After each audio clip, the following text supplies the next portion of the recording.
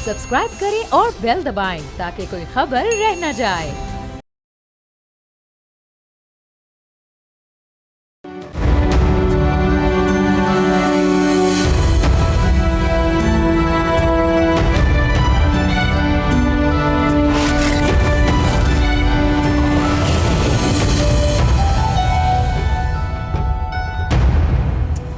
Iran के खिलाफ जारी जंग को आज पूरे 2 माह मुकम्मल हो चुके हैं और इस वक्त सदर ट्रंप की नेशनल सिक्योरिटी टीम ईरान की जानिब से पेश की गई नई तजावीज़ का जायजा ले रही है।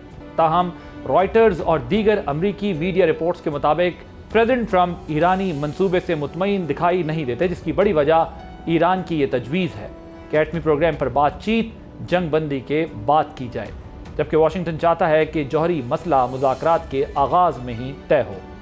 एक अमरीकी ओहदेदार ने रॉयटर्स को बताया कि यही नुक्ता प्रेसिडेंट ट्रंप की नाराजगी की वजह है। दूसरी जानिब ईरान भी इस्लामाबाद मुज़ाकरात के बाद अपनी सिफारती हिकमत अमली को नए सिरे से तरतीब देता नजर आ रहा है। बज़ाहिर तेहरान की कोशिश है कि तातुल का शिकार अमन प्रोसेस को दोबारा फाल किया जाए। ईरान चाहता है कि मुज़ाकरात मरहलावार अंदाज में आगे बढ़ें, यानी जिन मामलात पर फौरी पेशरफ मुमकिन है उन्हें पहले तय किया जाए, जबकि पेचीदा और मुतनाज़ा निकात को बाद के मरहले के लिए छोड़ दिया जाए। अब देखना यह है कि इस पर अमरीका का क्या रद्द-ए-अमल आता है। इस हवाले से मुबस्सिरीन का कहना है कि सदर ट्रंप के ऑप्शंस पहले जितने वसी नहीं रहे, क्योंकि उन्हें एक अहम अंदरूनी सियासी और आईनी डेडलाइन का सामना है जो जंग की समत तब्दील कर सकती है। अल जज़ीरा के मुताबिक 1973 के वॉर पावर्स रेजोल्यूशन के तहत अमरीकी सदर के पास 1 मई तक का वक्त है कि वो फौजी कार्रवाई जारी रखने के लिए कांग्रेस से मंजूरी हासिल करे। बसूरत दीगर कानून के मुताबिक कार्रवाइयाँ रोकना पड़ जाएंगी। अगर सदर इस 60 रोज़ा मुद्दत में मजीद 30 दिन की तौसी चाहते हैं तो उन्हें तहरीरी तौर पर कांग्रेस को ये यकीन दहानी कराना होगी कि फ़ौजी कार्रवाई जारी रखना नागुज़ीर अस्करी ज़रूरत है।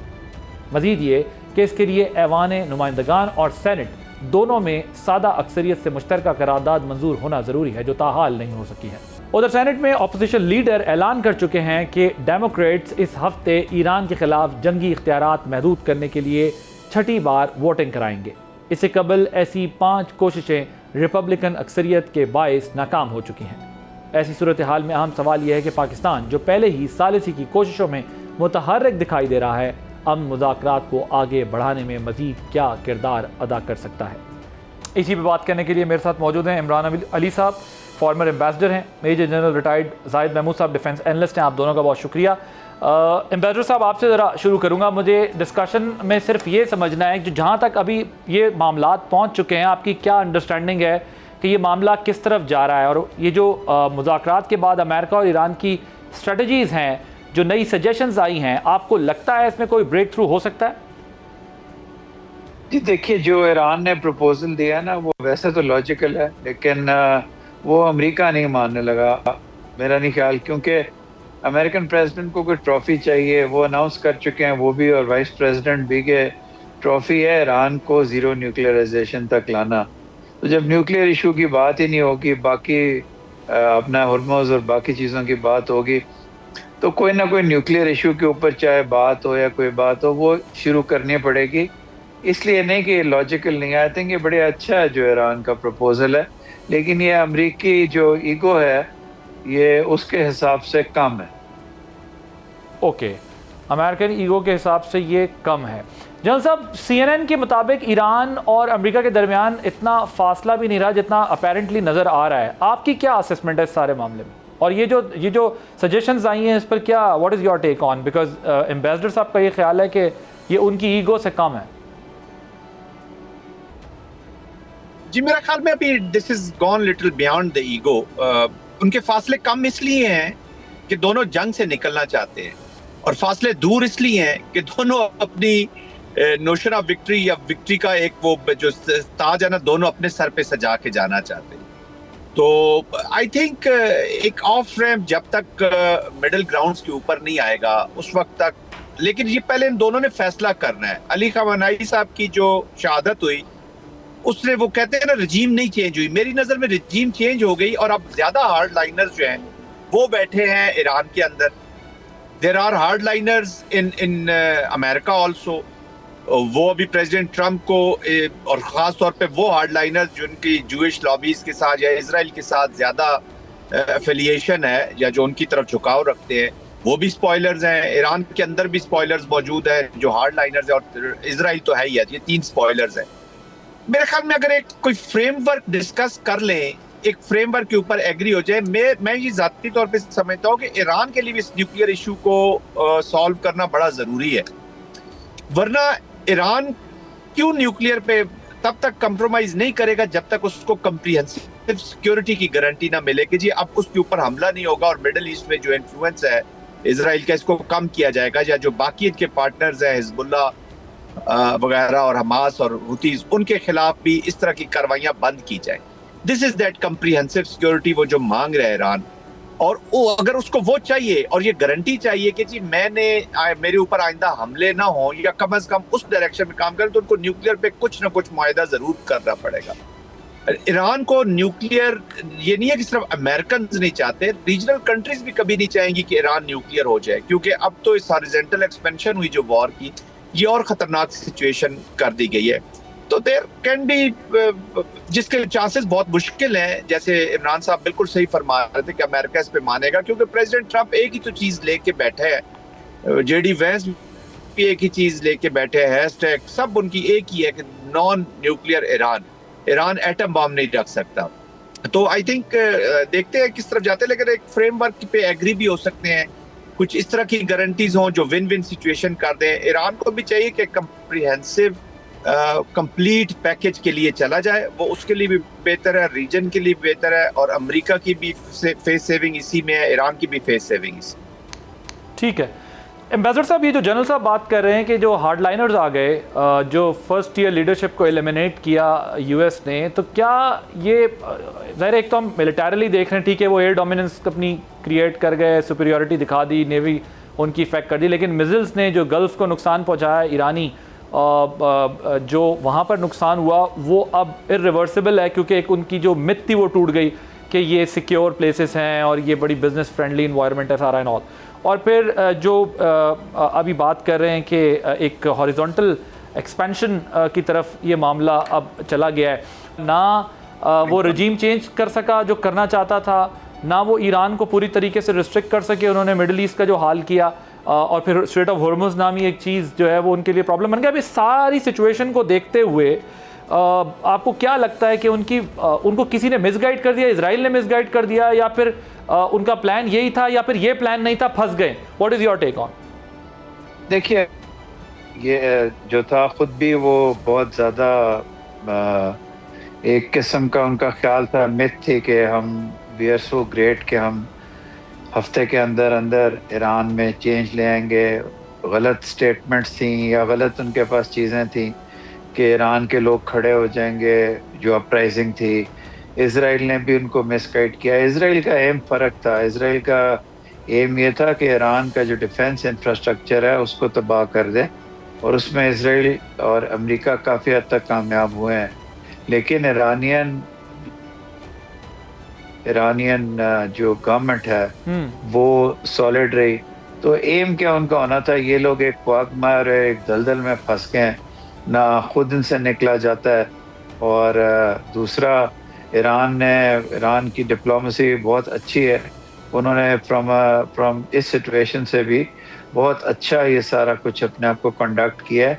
लेकिन जिस तरह जनरल साहब कह रहे थे, ईरान को भी अब बार बार ये इतना लंबा प्रोलॉन्ग डिस्कशंस नहीं करनी चाहिए, उनको भी कॉम्प्रिहेंसिव पीस के लिए बात करनी चाहिए। अगर वो ओमान में तक जो डिस्कशंस हुई थी उसके अराउंड रह के प्रपोज कर दें न्यूक्लियर का भी, और उसके बाद कॉम्प्रिहेंसिव पीस और सैंक्शंस उनसे ले लें, तो ये बहुत अच्छा रहेगा, ताकि ये थ्रेट ऑफ वॉर भी खत्म हो जाएगा और आगे चलेगा। मिडिल ईस्ट रुक चुका है। कॉम्प्रिहेंसिव पीस कैसे मिल सकता है उनको, जरा ये भी बताइएगा एम्बेसडर साहब आप भी मुझे, और ये भी बताएं कि जो रशियन फॉरेन मिनिस्टर का विजिट है ईरान का, वो किस तरह उनको हेल्प कर सकते हैं?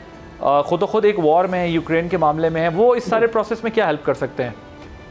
वो एक पोल है जी, रशिया एक पोल है दुनिया का इस वक्त, और वो अपने आप को असर्ट करेगा। कोई शायद मिलिट्री हेल्प कर दे, यूएन में हेल्प कर दे, लेकिन इससे ज़्यादा रशिया कॉम्प्रिहेंसिव पीस का मतलब ये है जी कि न्यूक्लियर पे ईरान कॉम्प्रोमाइज़ कर ले, अब नया हुर्मुज़ खुल जाए, उसकी सॉवरेनिटी पे या लिटरल स्टेट्स की रिस्पॉन्सिबिलिटी पे कोई किसी चीज़ का फैसला हो जाए, क्योंकि टोल दुनिया नहीं लेने देगी। और ईरान को सैंक्शंस और बाकी चीज़ों में टोटल रिलीफ मिले, ये नहीं कि बाय पार्ट्स कभी एक चीज़ लटकाई जाए, कभी दूसरी लटकाई जाए। उसके अलावा ईरान लेबनान में मांगे, लेबनान में कोई सीज़ फायर नहीं है, टोटल दहशतगर्दी है इसराइल की इस वक्त, उसी तरह मारा जा रहा है बच्चों को, बाकियों को। तो ईरान को चाहिए कि अगर ईरान न्यूक्लियर को होल्ड बैक करेगा इस वक्त, तो शायद फिर कोई पीस ना हो सके, और अब पीस हो जाना चाहिए, बहुत ज़्यादा डिले नहीं करना चाहिए। We'll take a short break here.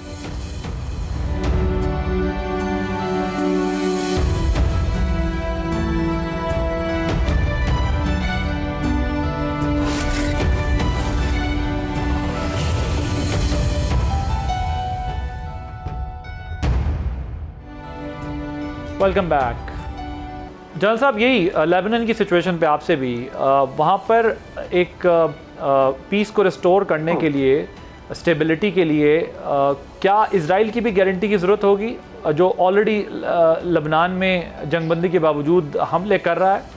क्या इस सूरत में अमेरिका आपको, आप किस तरह देख रहे हैं, अमेरिका के लिए जंग से निकलना इतना ईजी होगा? देखिए, जो लेबनान की सिचुएशन है वो बड़ी कॉम्प्लेक्स है जी।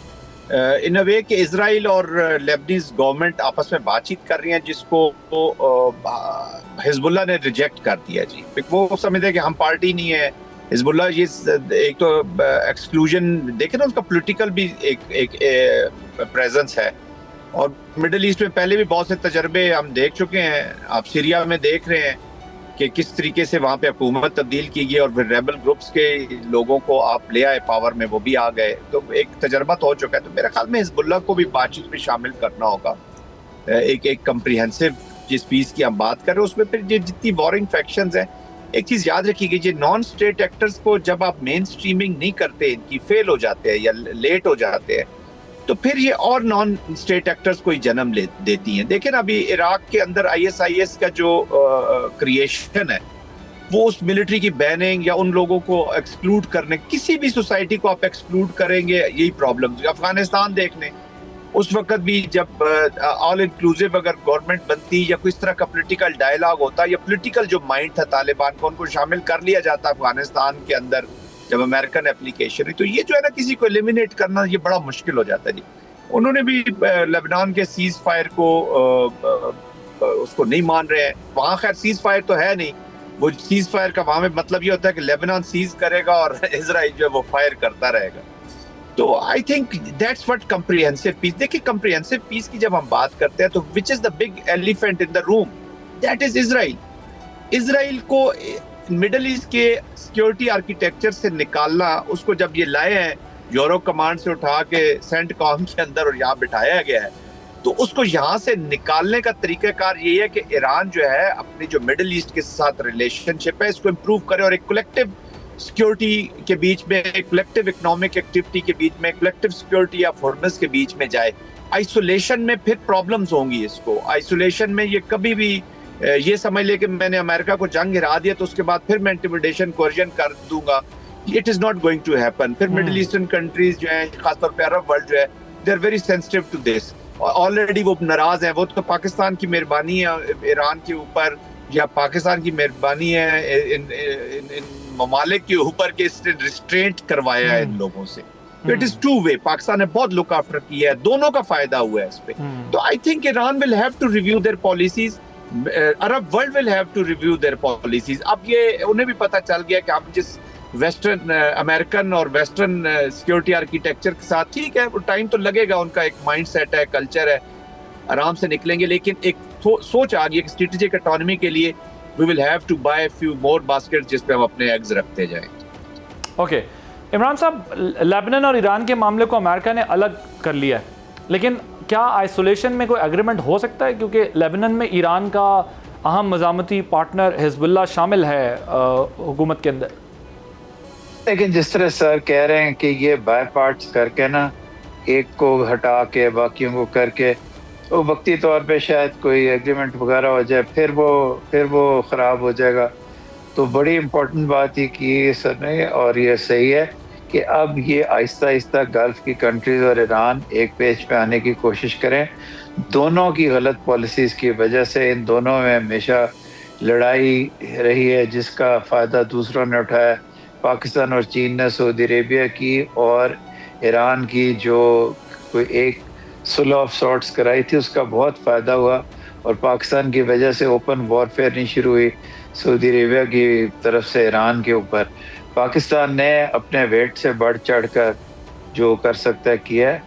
लेबनान को इंक्लूड करना चाहिए। ये जो रेजिस्टेंस मूवमेंट्स हैं, इनको हम प्रॉक्सीज कहते हैं, इनकी बात करनी चाहिए और बोर्ड ऑफ पीस का सारा करके गज़ा का प्लान बना के वहाँ से अमेरिका गायब हो गया, इधर आ गया, उधर मिजरी कायम है। और इसराइल का जब आप जिक्र करेंगे तो पैलेस्टीनियंस का जिक्र आएगा। ये अब टाइम है कि कई दफ़ा ये नेगोशिएशंस बड़ी कॉम्प्लेक्स हो जाती हैं, यानी कि बड़ी मुश्किल।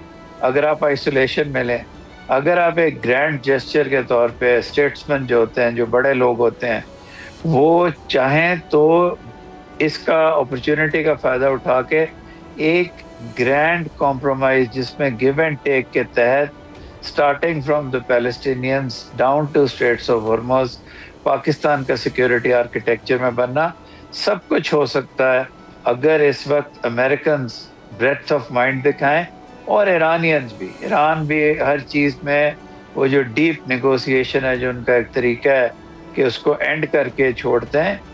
जंग के दौरान है, हम we are in the middle of a war. ये पीस टाइम की नेगोशिएशंस नहीं है जिसमें बाल की खाल उतारते जाएं। दोनों साइड्स को करना चाहिए। पाकिस्तान अभी भी रेडी है आगे जाने के लिए, तो पाकिस्तान का भी ख्याल करें दुनिया, और ये अपॉर्चुनिटी भी है। हालांकि ये बुरी लग रही है सिचुएशन, लेकिन इसमें अपॉर्चुनिटी भी आगे जाने की। राइट जनरल साहब, पाकिस्तान का फर्दर क्या आप इसमें रोल देख रहे हैं, और अगर कोई डेवलपमेंट होती है तो क्या सेकंड राउंड भी इस्लामाबाद में होगा? जी बिल्कुल इस्लामाबाद में होगा। आई डोंट थिंक सो कि और कोई वेन्यू है, और ये प्रोसेस जारी है जी। ये समझ लें कि डायरेक्ट और इनडायरेक्ट टॉक्स का एक इम्तजाज क्रिएट किया गया है। तो टॉक्स प्रोसेस इज ऑन, और सेकंड दौर बिल्कुल पाकिस्तान में भी हो सकता है। अब ईरान वाशिंगटन जाने से, या वाशिंगटन डोनाल्ड ट्रंप या जेडी वैंस जो है वो तेहरान आने से तो रहे, ऑलरेडी बहुत नाराजगियां और गुस्से में है इस वक्त। तो सोल मीडिएटर, और उसकी बार बार अराक्ची साहब ने भी और प्रेसिडेंट ट्रंप ने भी इस चीज़ का जिक्र किया है, पाकिस्तान का जो रोल है। और I think most trusted conduit, most neutral, most transparent conduit के तौर पर पाकिस्तान सामने आया है। और पाकिस्तान ने बड़ा ज़बरदस्त तरीके से अपने आप को इस रोल में, इस प्रोसेस को न सिर्फ क्रिएट किया, इसको प्रोटेक्ट कर रहा है, बल्कि इसको लेकर आगे भी चल रहा है। तो आई थिंक बड़ा अच्छा बैलेंस है, ट्रस्ट है, और अपनी प्रपोजल्स भी फिर साथ शामिल करते हैं ताकि मिडिल ग्राउंड्स देखे जाए। राइट, मिडिल ग्राउंड पे जाएंगे तो हम हल की तरफ जाएंगे। Otherwise if they are in a mood to go at the upper escalation ladder, तो फिर कैटास्ट्रोफिक इफेक्ट्स आएंगे। Towards the very end Imran साहब, आप बड़ी कंसिस्टेंसी से ये कह रहे हैं कि ये दोनों बड़े टफ नेगोशिएटर्स हैं और इनकी नेगोशिएशन के सेशंस प्रोलॉन्ग होंगे। सो अब तो खैर काफ़ी टाइम गुजर गया। आपके ख्याल में ये टफ नेगोशिएटर्स अभी भी एक दूसरे के साथ एंगेज रहेंगे काफ़ी अरसे तक, या अब आपको लगता है कोई स्टेज आ गई है जहाँ पे इनको कुछ सोल्यूशन की तरफ जाना होगा? Brief comment because we are running out of time. Thank you ji. मैं ईरान का कह रहा था कि ईरान बहुत लंबी नेगोशिएशंस करते हैं, ईरान शुड शॉर्टन इट, और बाकी मैं बिल्कुल एग्री करता हूं जो सर ने कहा। Right, thank you so much Imran Ali साहब, former ambassador, major general retired Zahid Mahmood साहब डिफेंस मौजूद थे। ब्रेक लेंगे, ब्रेक के बाद जब आप वापस आएंगे तो जंग के जो असरात है वो मईशत पर हैं, और मईशत की वजह से सारी दुनिया मुतासर हो रही है। मईशत के मैदान में क्या प्रॉब्लम्स हैं, बात करेंगे ब्रेक के बाद।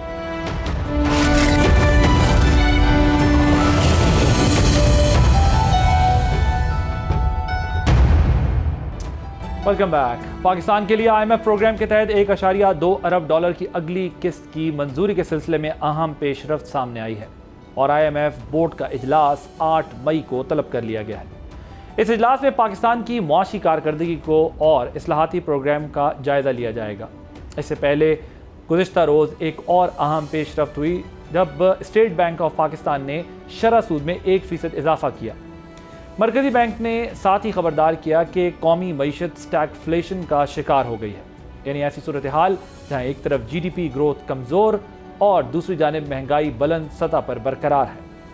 माहिरीन के मुताबिक ऐसी कैफियत के नतीजे में गुर्बत, बेरोज़गारी और कारोबारी सुस्त रवी में इजाफा हो सकता है।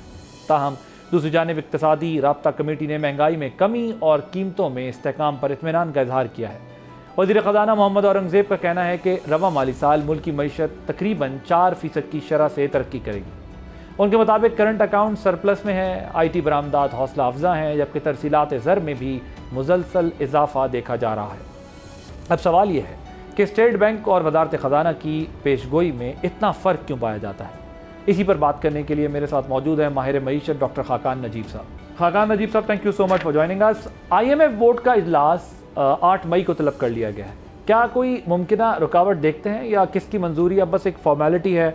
और ये भी बताइएगा कि क्या शरह सूद में इजाफा भी IMF के कहने पर किया गया? IMF की कुछ स्टेजेस होती हैं। पहले जब एक मिशन आता है और इंगेज करता है होस्ट कंट्री से, तो बहुत सी, जिसे आप कहते हैं ना, टेक्निकल डिस्कशन होती है। उसमें सबसे पहले बातचीत होती है कि पाकिस्तान या किसी भी मुल्क के नंबर्स क्या हैं, कौन से नंबर्स, मालियाती नंबर्स, मॉनेटरी नंबर्स, एनर्जी के नंबर्स, स्ट्रक्चर में क्या काम हुआ है। जब उस पर बातचीत हो जाती है तो फिर हम पॉलिसी लेवल की डिस्कशन होती है। पॉलिसी लेवल की डिस्कशन से एक memorandum of economic and financial policies जन्म लेता है। जो कंट्रीज ज्यादा इंडिपेंडेंस एक्सर्ट करती हैं वो अपने memorandum of economic and financial policies को, जिसको उन्होंने खुद दस्तखत करने होते हैं, उसका जो जिसे कहते हैं खद्दो खाल हैं, वो खुद लिखने की कोशिश करती हैं। वरना IMF की सपोर्ट के साथ उस मेमोरेंडम को लिखा जाता है। फिर उस मेमोरेंडम में कुछ प्रायर एक्शंस होते हैं जो मुल्क पूरा करता है, कुछ स्ट्रक्चरल बेंचमार्क्स, कुछ जिसे कहते हैं क्वांटिटेटिव परफॉर्मेंस क्राइटेरिया और कुछ इंडिकेटिव टारगेट्स। ये सब पुराने अगर पूरे होते होते दिखाई दे रहे हैं, जो कि 6 महीने के टारगेट पे आ रहे हैं, और फिर आगे जब आप बढ़ते हैं तो जो अगले 6 माह के टारगेट्स हैं, जिसमें पाकिस्तान का इस दफा बजट शामिल है कि उसके अहदाफ क्या होंगे, FPR क्या कलेक्ट करेगा, आप ओवरऑल नई टैक्सेशन क्या करेंगे, जब वो सब तय हो जाते हैं तो स्टाफ लेवल एग्रीमेंट जो है वो इंक हो जाता है।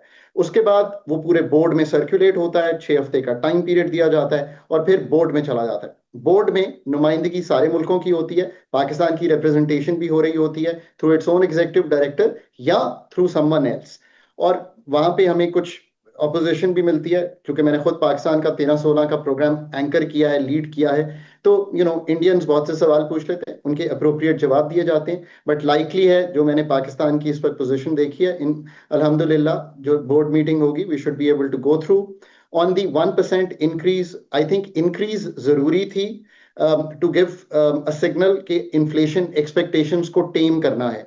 बट क्या 1% की हुई, I think the fund had to has a bit of से, क्योंकि क्लियरली मैं पढ़ रहा हूँ इस वक्त MEF की, उसमें लिखा हुआ है टाइट मॉनेटरी स्टांस रखा जाएगा। अगर इन्फ्लेशन ही अगले माह आती है 10 या 11% की, तो फिर कोई ना कोई टाइटनिंग तो जरूरी थी। पर हम इस उस फर्स्ट गो में 0.5 करके भी देख सकते थे, बिकॉज ये एक सप्लाई शॉक है, ये इतना इम्पैक्ट नहीं करेगा जिसे कहते हैं 1% मॉनेटरी टाइटनिंग से, बिकॉज वो तो डिमांड साइड को कंट्रोल करेगा। सो सप्लाई साइड और फिस्कल को संभालना ज्यादा जरूरी है, but in the right direction. अब मे बी नंबर्स देख के उनको 1% बेहतर लगाओ, 0.5% was equally good. State bank ने कम ग्रोथ और बुलंद सतह की महंगाई बरकरार रखने की पेशगोई की है, जबकि वजीर ख़जाना के मुताबिक रवा साल मईशत 4% के हिसाब से बढ़ेगी। क्या ये दोनों असेसमेंट्स बैक वक्त दुरुस्त साबित हो सकती हैं आपके ख्याल में? 1973 के बाद सबसे बड़ा ग्लोबल ऑयल शॉक है, इसको समझ नहीं पा रहे बहुत से ममालिक, और वो समझ रहे हैं कि शायद इम्पैक्ट जो है वो बहुत मामूली होगा। ये लेंथन हो गया है, सो इम्पैक्ट शायद मामूली से ज्यादा होगा। इसको इस तरह समझिए, मैंने मॉनेटरी पॉलिसी स्टेटमेंट भी देखी, उसमें एक जिक्र ही नहीं है कि जो हमारा SPI है, सेंसिटिव प्राइस इंडिकेटर, ये वो चीज है जो आप जाके 51 खुर्दोनोश रोज खरीदते हैं, वो 14% पिछले जुमे को बढ़ा हुआ है ओवर लास्ट ईयर, यानी कि ऑन दी एवरेज इनकी कीमत। LPG शायद 50%, इलेक्ट्रिसिटी 50%, अगर आप जाकर देखें व्हीट फ्लावर भी बढ़ा हुआ है। अब समझिए इस बात को कि इन्फ्लेशनरी ट्रेंड जो है वो तो जन्म ले रहा है, पाकिस्तान में भी ले रहा है, ग्लोबली भी ले रहा है। ग्लोबल ग्रोथ शेव ऑफ होती दिखाई दे रही है। क्यों? क्योंकि जब ममालिक की ग्लोबल ग्रोथ बनी, इंक्लूडिंग पाकिस्तान, तेल $65 अ बैरल पर लिया गया था। As we are going through today, तेल ब्रेंट $111 पर बैरल पे है। ये बैरूनी खसारे को भी हिट करता है, अंदरूनी टैक्सेशन को, अगर पॉलिसी रेट बढ़ता है, इकोनॉमी स्लो होती है, तो ऑब्वियसली आपकी अंदरूनी खसारा भी बढ़ेगा। और जो ग्रोथ है, बिकॉज डिमांड टूटेगी, मेरी खर्चा पेट्रोल, डीजल, बिजली, पेट्रोलियम, इन सब पे ज्यादा हो रहा है, तो ऑब्वियसली मेरी डिस्क्रेशनरी स्पेंडिंग टूट रही है। दुनिया भर की बात कर रहा हूँ, पाकिस्तान में भी ऐसा होगा, ग्रोथ शेव ऑफ होगी। एक पाकिस्तान का पर्टिकुलर केस हुआ है, मैंने कल बहुत डिटेल इंटरव्यू एक अखबार में दिया था, कि मैं ये देख रहा हूँ कि एग्रीकल्चर में वीट की जो प्रोडक्शन है वो बहुत अच्छी नहीं आ रही। सो जो ग्रोथ वीट की प्रोडक्शन और जो एग्रीकल्चर से भी आनी है, वो भी आपको थोड़ी सी मॉडरेट होती हुई दिखाई देगी। जो प्राइवेट सेक्टर क्रेडिट है वो भी स्लो होता हुआ दिखाई देगा। प्लस जो अप्रैल के आपके नंबर्स आएंगे उसमें भी एक स्लोनेस दिखाई देगी। सो अगर lower side of the target शायद उनका 3.75% है, ये 3.5 भी हो सकती है ग्रोथ। तो ग्रोथ शेव ऑफ होती जरूर दिखाई देगी। अगेन डिपेंड्स कि ये कितना अरसा चलेगा ये चीज। मैं अब भी समझता हूँ कि 3.5% के करीब ये ग्रोथ शायद ड्रॉप कर जाए। डॉक्टर साहब, वजीर ख़जाना के मुताबिक करंट अकाउंट सरप्लस है, एक्सपोर्ट्स और तरसीलात ज़र भी इत्मीनान बख्श हैं। क्या फॉरेन करेंसी अकाउंट खतरे से बाहर आ गया? पाकिस्तान में एक वॉर का इम्पैक्ट आपने ये देखा कि $3.5 अरब यूएई ने आपसे वापस मांगे।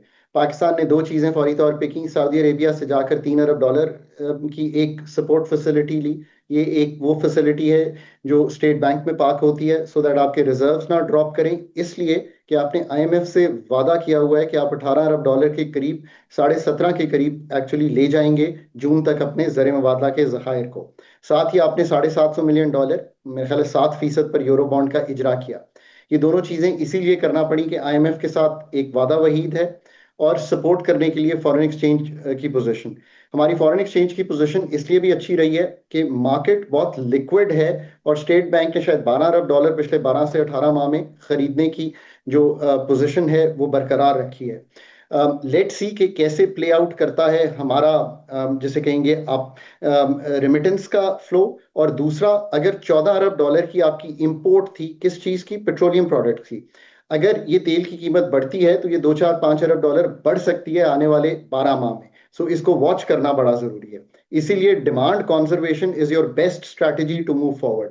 एक्सपोर्ट्स के नंबर देखते हैं, क्योंकि अगर डिमांड दुनिया की कम होती है तो इमीडिएटली नहीं, पर स्ट्रक्चरली 30-32 अरब डॉलर की जो एक्सपोर्ट है वो कैसे चलती है, इसको भी देखना पड़ेगा।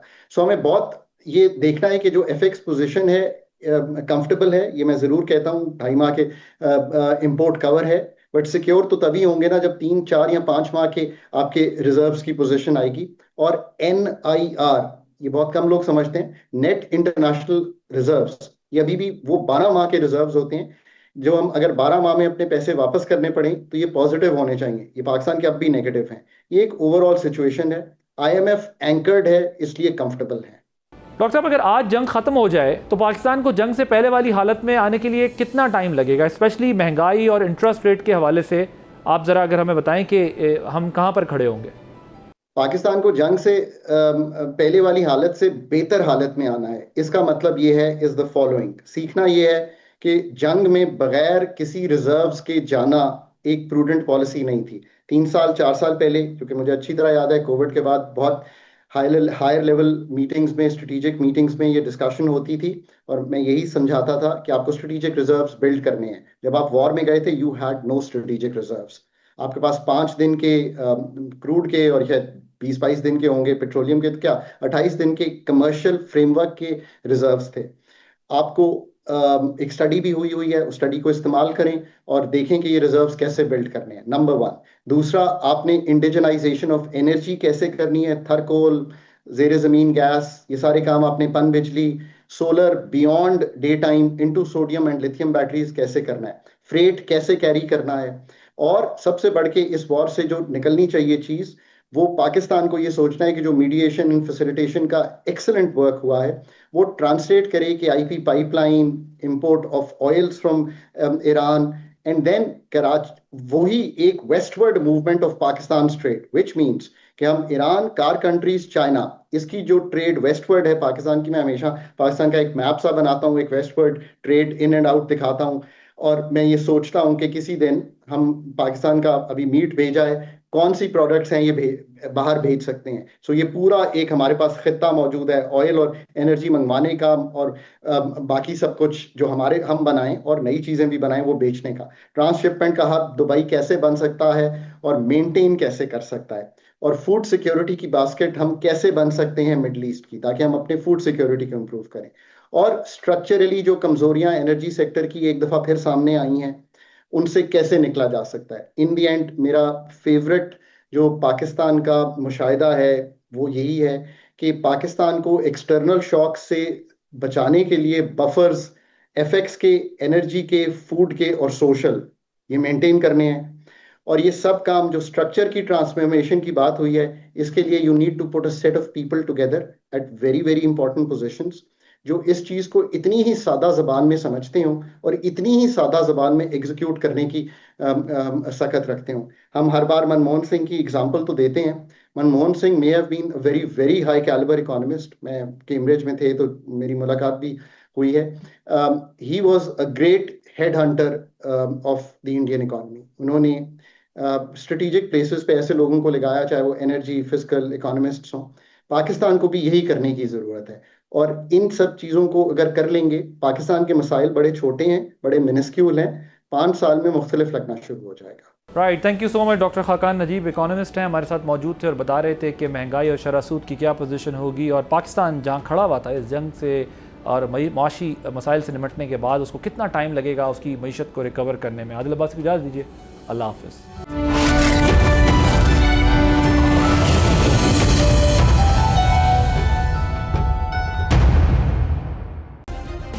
सब्सक्राइब करें और बेल दबाएं ताकि कोई खबर रह न जाए।